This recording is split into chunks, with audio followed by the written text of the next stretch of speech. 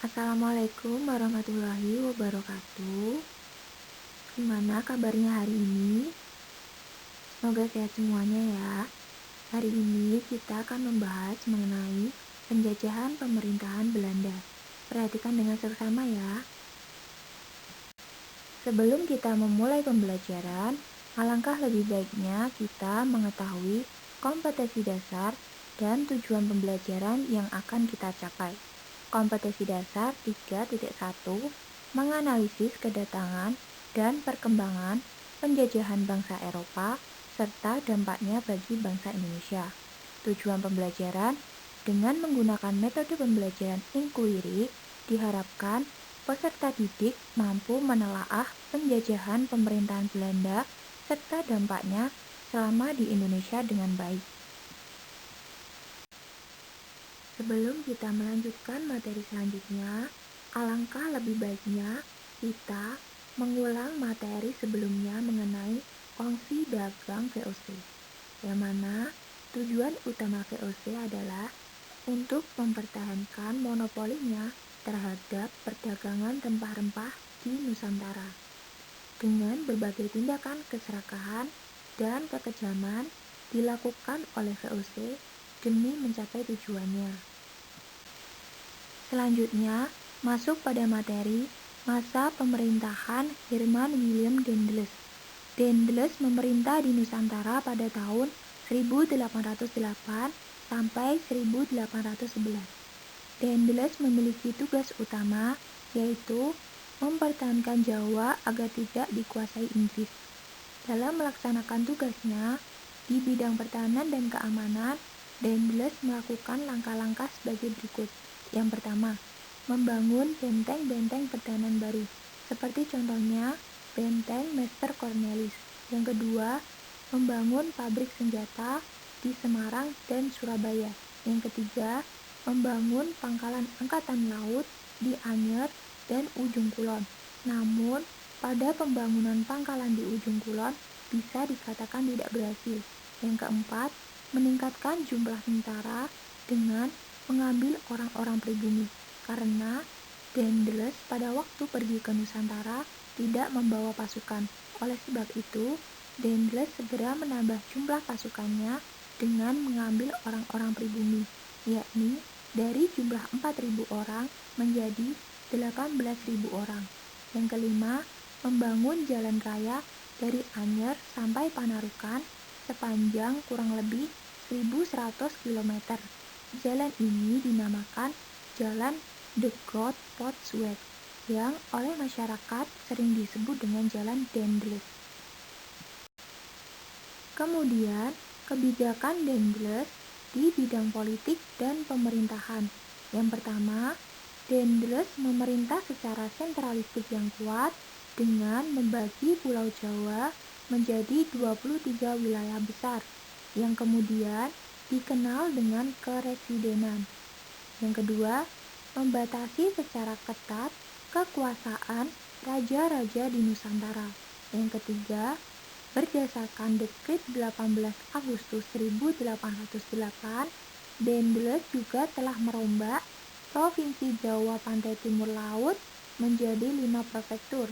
Terkait dengan ini, maka Kerajaan Banten dan Cirebon dihapuskan dan daerahnya dinyatakan sebagai wilayah pemerintahan kolonial. Yang keempat, kedudukan bupati sebagai penguasa tradisional diubah menjadi pegawai pemerintahan kolonial yang digaji. Sekalipun demikian, para bupati masih memiliki hak-hak feodal tertentu. Selanjutnya, kebijakan Daendels di bidang peradilan. Yang pertama, Daendels membentuk 3 jenis peradilan, yaitu peradilan untuk orang-orang Eropa, peradilan untuk orang-orang Timur Asing, dan peradilan untuk orang-orang pribumi. Peradilan untuk kaum pribumi dibentuk di setiap prefektur, misalnya di Batavia, Surabaya, dan Semarang. Yang kedua, peraturan untuk pemberantasan korupsi. Pemberantasan korupsi ini diberlakukan terhadap siapa saja termasuk orang-orang Eropa dan Timur Asing. Kemudian, kebijakan Daendels di bidang sosial dan ekonomi. Yang pertama, meningkatkan usaha pemasukan uang dengan cara pemungutan pajak dan penjualan tanah kepada swasta. Yang kedua, meningkatkan penanaman tanaman yang hasilnya laku di pasaran dunia. Yang ketiga, rakyat diharuskan melaksanakan penyerahan wajib hasil pertaniannya. Yang keempat, melakukan penjualan tanah-tanah kepada pihak swasta asing seperti pengusaha Cina Hendico. Dan yang keempat, Daendels memaksakan berbagai perjanjian dengan penguasa Surakarta dan Yogyakarta yang intinya melakukan penggabungan banyak daerah ke dalam wilayah pemerintahan kolonial, misalnya daerah Cirebon. Perlu diketahui bahwa pada bulan Mei 1811, Daendels digantikan oleh John William Jensen atau yang lebih dikenal dengan Jensen. Jensen mencoba untuk memperbaiki keadaan yang telah ditinggalkan oleh Daendels. Namun, harus diingat bahwa beberapa daerah di Hindia Belanda sudah jatuh ke tangan Inggris. John William Jensen tidak bisa berbuat banyak. Pada tanggal 26 Agustus 1811, Batavia jatuh ke tangan Inggris. Kemudian, Jensen melakukan penyerahan secara resmi ke pihak Inggris ditandai dengan adanya kapitulasi Tuntang yang ditandatangani pada tanggal 18 September 1811. Selanjutnya, masa pemerintahan Thomas Stamford Raffles.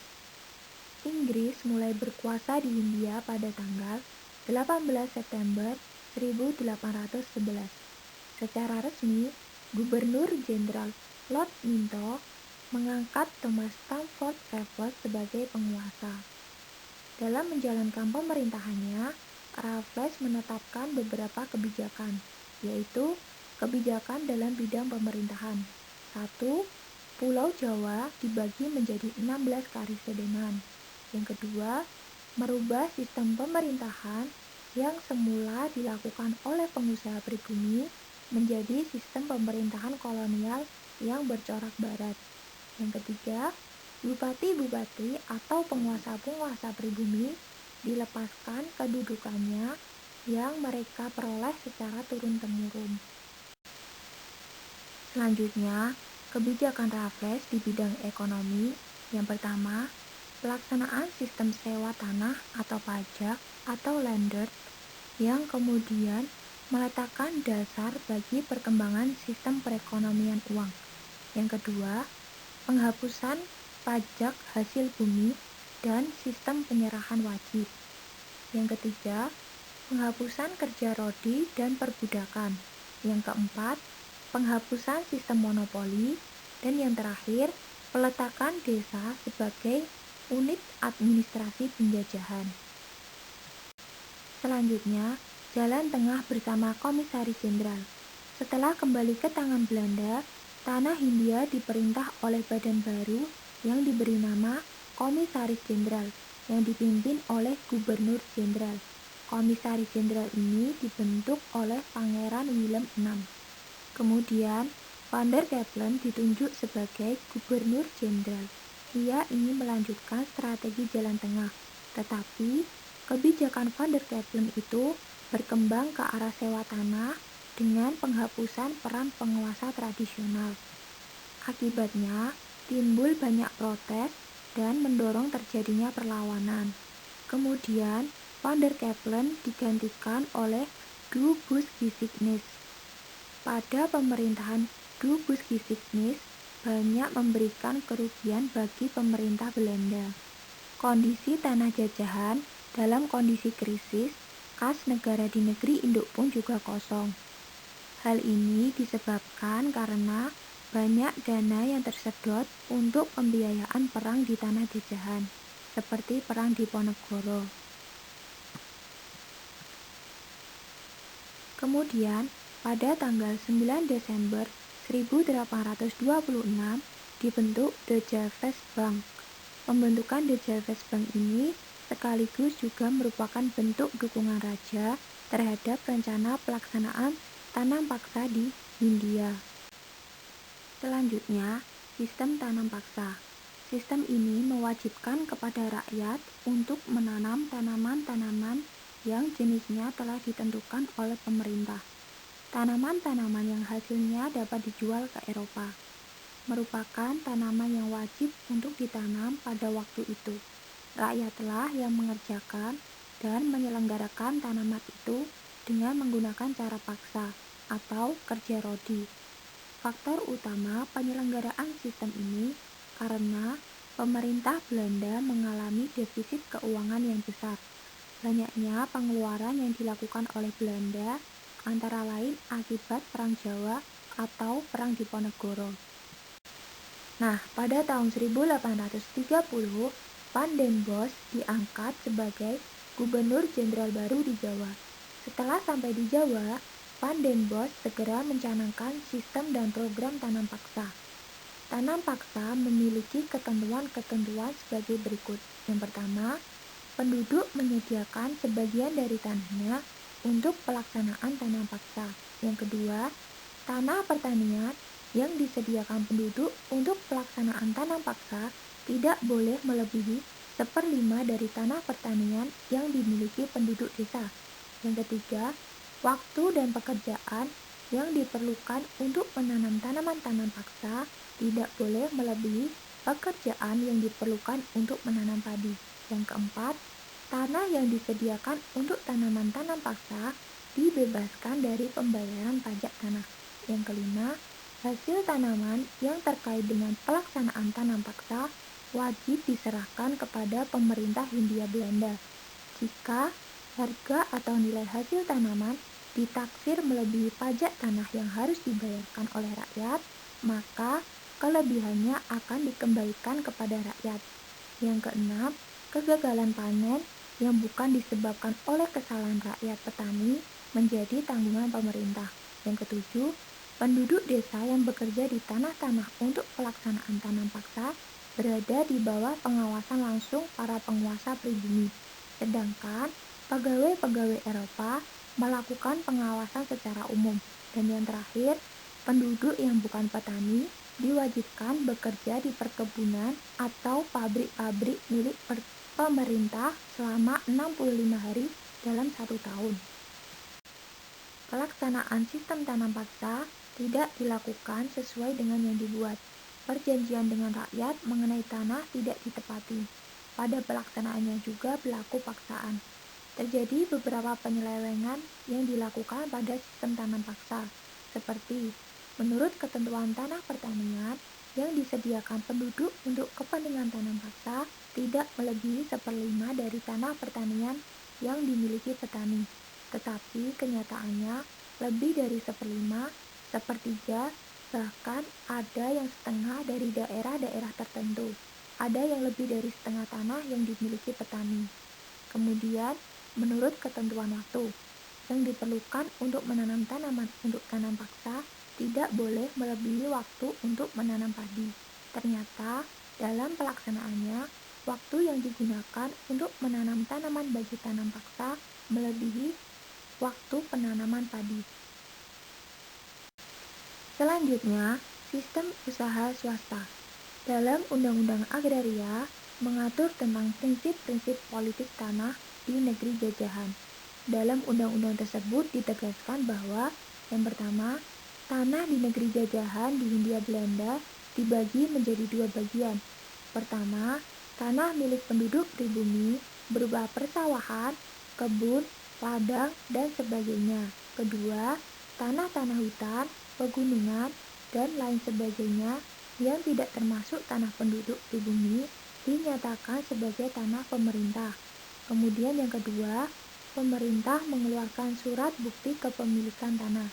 Yang ketiga, pihak swasta dapat menyewa tanah, baik tanah pemerintah maupun tanah penduduk. Tanah-tanah pemerintah dapat disewa pengusaha swasta sampai 75 tahun. Tanah penduduk dapat disewa selama 5 tahun.